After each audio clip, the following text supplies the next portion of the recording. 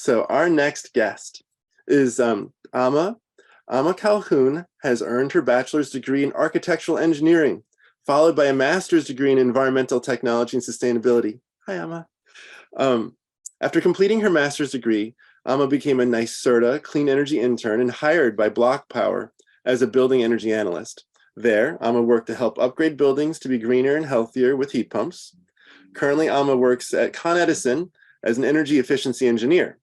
At Con Edison, Amma works behind the scenes, creating workbooks that will be implemented in calculating energy savings and possible incentives. Thank you, Amma. Yay! Welcome. Hello, thank you so much for having me. I am going to try to share my screen. Please let me know if you guys have any problems on your end with it. And I can see it. Okay, that's amazing. Thank you. Thank you. Thank you so much for the introduction. And thank you for having me on the panel board. I just wanted to present to you guys energy efficiency within multifamily buildings. I'm going to be touching a little bit about New York because I am based out of New York currently, even though I know most of you guys might be in the California area, but why not make this a nationwide thing? So why should buildings become energy efficient? So I believe that there are a lot of reasons why buildings should be energy efficient, but these are the main ones that I like to touch on. So it'll be better indoor air quality, the fact that it reduces the carbon emissions, and there are certain laws that are requiring buildings to become more energy efficient.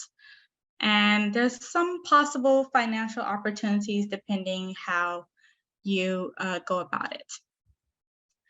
So for indoor air quality, I put heavy emphasis on the fact that this will help your health, but there are other points that I want to touch on, such as it lowers your utility bills, it eliminates odors, it removes pollutants, helps you sleep better and breathe easier. So there are just a couple of things that make this more beneficial, not just to become energy efficient, but also for like your everyday to-day lives. Because in your everyday to-day life, most of your time is spent indoors. And when most of your time is spent indoors, it's just better to make sure that you are getting the proper indoor air quality that you deserve. So I just want to point that out, that there are now smart technology that are allowing buildings to get that better indoor air quality, and through things such as the heat exchangers. If you improve your system heat exchangers, then you'll be able to have better indoor quality. And yeah. So greenhouse gas emissions, as we all know, that takes up a lot of our ozone layer and just is not healthy for our environment. And I'm sure everyone on this call is making sure that we are fighting for change for our environment. So I just wanted to make sure that you guys are aware that buildings nationwide takes up 13% of greenhouse gases, and that was done through the US EPA. However, in New York specifically, where I am, it could be over 70% of the greenhouse gas emissions coming from buildings. So that's why I really wanted to touch upon this.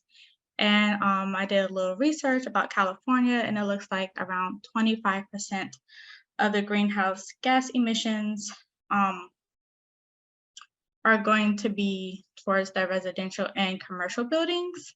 And New York is striving to get around that 32%. So we can like greatly reduce our emissions.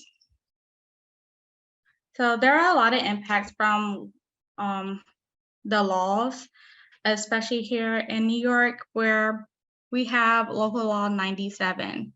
And I want to emphasize that for multifamily buildings, like a lot of them will be affected by this. And some of the reasons why is because buildings that exceed over 25,000 gross square feet will be affected, and 2 or more buildings within the same tax lot together exceeding 50,000 square foot would be affected. And so some building owners might have complexes, and if you're in the same tax lot, then you'll definitely be hit by this.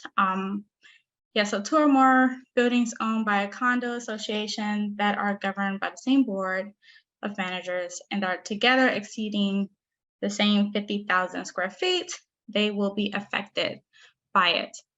And so I wanted to show this figure. This figure is a clear representation about how multifamily buildings, especially large multifamily buildings, will be affected by this. So it just gives people like a little push to improve their building's energy efficiency. The CLCPA definitely got together in 2019 to establish this and to try to push building owners to make these strides and efforts to make their buildings become more energy efficient. And it has made some impact throughout New York. I wanted to touch up on some of the financial opportunities that making your building energy efficient might bring, and some of those are incentives. So my current work experience has covered a lot through incentives. I worked with BlocPower, which was a company that was a NYSERDA Clean Energy participating contractor, which means that we were fighting for the building owners to get these incentives and trying to lower the cost of our clients so they can make their buildings energy efficient and somewhat affordable, because we all know that financial impacts are important as well. And but now I'm working at Con Edison, where I am helping with creating the workbooks, like Sean said, about trying to get these incentives pushed out to our participating contractors, and just like overall trying to reach the goal of reducing our carbon footprint. But back to the financial opportunities, there's also, if you do an energy analysis, sometimes you could get a payback period when you put in the effort and time and money into making your buildings energy efficient. And there's several studies of those, if you're like interested, that you can find online. And I have some case studies down the line that might be able to help put this in perspective. But also, I just wanted to touch on that in a very large scheme of things, that this is giving a lot of opportunities to people through green jobs, and that will help boost our economy. So overall, not only in a smaller sector, personally, you might get some money back if you're a building owner, but also through a community, you're helping bringing money into the community by having these jobs. And so I've touched about this, but the NYSERDA multifamily incentives come from the New York State Energy Research and Development Authority, and they are promoting HVAC energy efficient programs that will be sorry, let me backtrack. So essentially, the utility companies are looking at ways, and NYSERDA is looking at ways in order to help make these incentives possible. And with that, NYSERDA has a program called the Clean Heat Incentive Program. And the utilities that I've mentioned, Con Edison, Orange and Rockland, Central Hudson, NYSEG, National Grid, PSEG, RG&E, like those utilities have incentives and money delegated specifically to help people improve their HVAC systems. But there are also other financial opportunities such as the on-bill recovery loan and things such as that nature. So there are multiple avenues in trying to help finance your building. You just got to know where to look. So I decided to put up the website for the Clean Heat Incentives. If you ever work in New York and you want to know more information about it, it's on there. And if you're specifically looking for information about multifamily buildings, you could email NYSERDA at the link presented. So energy efficient multifamily building methods. There are several methods such as lighting controls, HVAC controls, switching from fossil fuels to electric, or at least partially, and having a dashboard and remote monitoring. So there are different lighting controls such as occupancy sensors, bi-level lighting, and all these controls, they are helping the customer or the client be able to regulate how much energy is being used up for lighting and how much, and making sure that you're not making like an abundance of energy that's being wasted if you're not inside of a room, hence occupancy sensors. HVAC controls also help with the same things. You have VAVs and other different controls that help make sure you are doing the most for your bang out your buck with these systems. And also it helps the systems last longer if you are using controls. I also want to touch upon when you switch from fossil fuels to electric, you're clearly making your building more energy efficient. And if you have a dashboard, that's just able to show you in one central location what's the energy like within your building. And so you're able to look at it, and that could be linked to remote monitoring. And so there are a couple of case studies that I wanted to go over just so you guys can have an overview of what does this mean for multifamily buildings in particular. So right here, I put in a Con Edison case study to show you one side of things where Con Ed is the utility company, and they did this case study where they noticed that there was a reduction, it reduced the cost of a new boiler being put into 250 West 103rd Street in Manhattan, and it reduced the boiler cost by 25% because they were able to bring in incentives. Also, this project is not within the local law 97. However, they could still benefit by switching to being more energy efficient. And that's exactly why I wanted to bring this up, just to show you that you don't have to be affected by local law 97, but it's still a good thing to do. And like it's shown, they were able to save some money. And so I also wanted to do from another perspective, which was the clean heat participating contractor. And this building was in Brooklyn. It's at 838 Park Place. It's a heat pump and solar project. So not only did they have heat pumps, they also put in solar.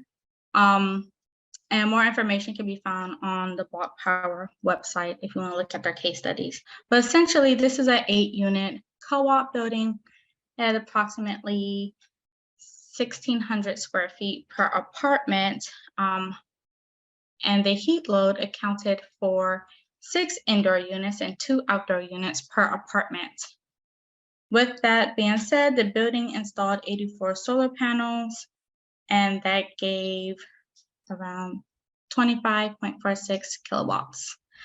And this was a awesome case to go over because, as we know, your solar, when you put in solar panels and you incorporate solar into your building design, you get a payback period a lot quicker than without it because the electric offset from the solar will help you out in the long run. So this was a very awesome project to look up if you want to look up more information on how they did it. I definitely put in their information on the last slide. And so I just wanted to go over the main things that we've talked about, which is BlocPower was able to take a building and make it more energy efficient. And with that, they were able to find incentives through the Clean Heat program and other programs because solar was also involved, and solar also has their own incentives as well.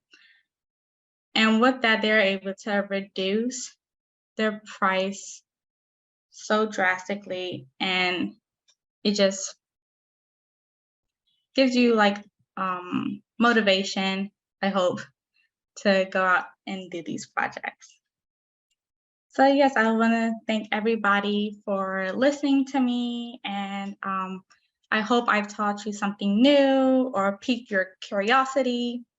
And these were some of the websites that I highly recommend. The EPA is definitely a good website to go over all the different rules and regulations. NYSERDA, which I talked about a lot, they help promote energy efficiency, especially throughout all of New York, and they have a lot of incentive opportunities there. The DEC also gives you a lot of great and valuable information. And Con Ed's website, because I took the case study from Con Ed, and the BlocPower's website because I also took the case study from BlocPower.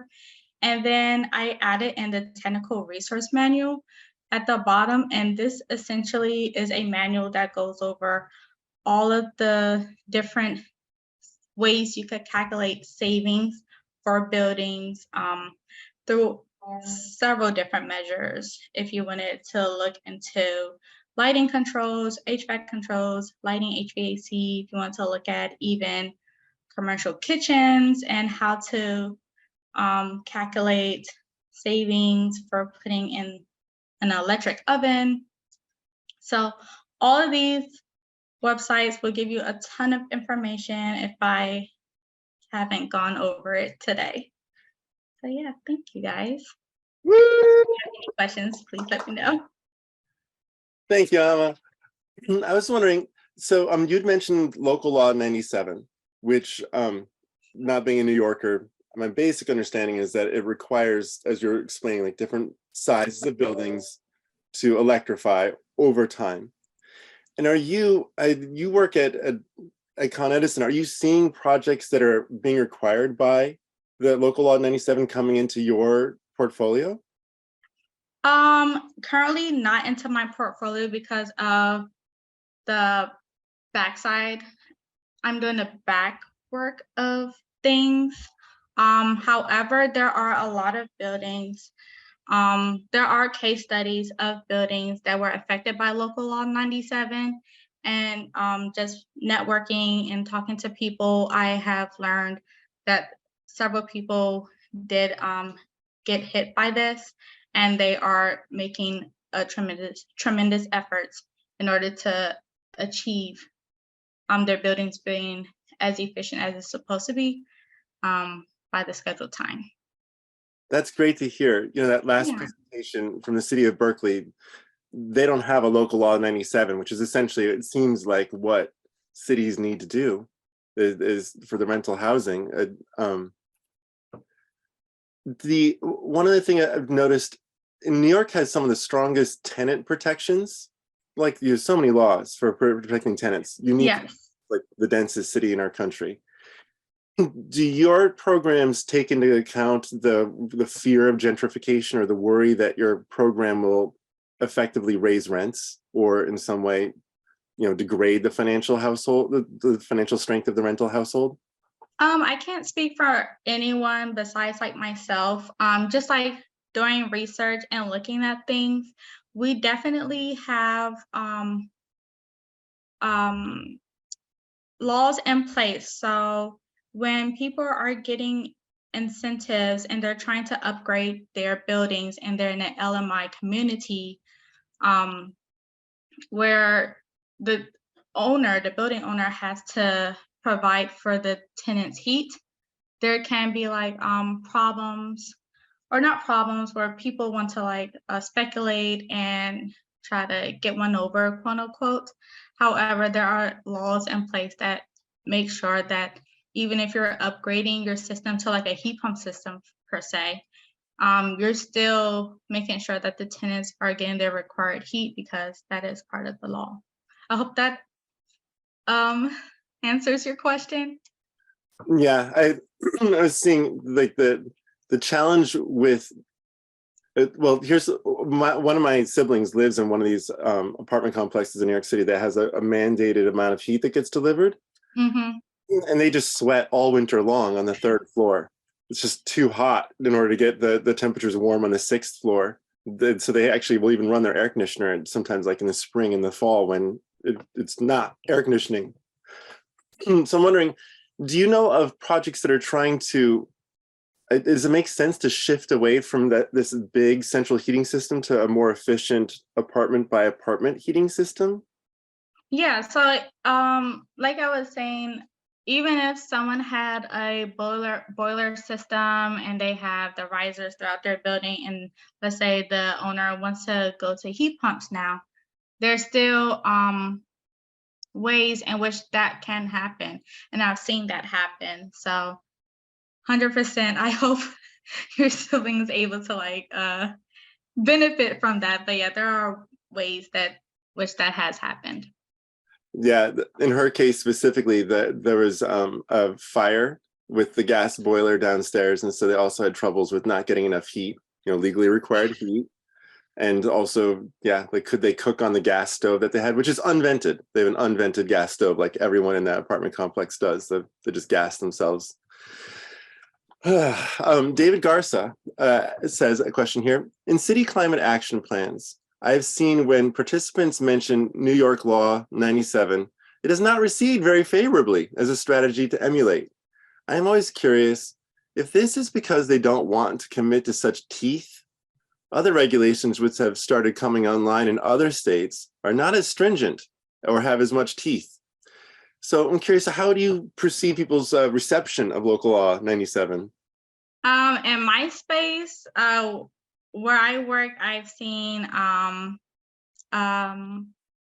all varying ranges of emotions, clearly, as all laws bring. But I just wanted to like point out, I totally understand if anybody like feels any type of negativity towards it, but as I mentioned earlier, like the amount of carbon emissions that New York City has compared to like other cities, it just makes it that much more understandable why the law is so strict as it is. Personal feelings aside, personal feelings within my statement, I believe time could be another reason why people are very much like, whoa, what's going on? Like, you're not giving us enough time in order to get this done. But that's just like my own personal opinion of why I think some people are like this. But I totally understand all sides of the spectrum.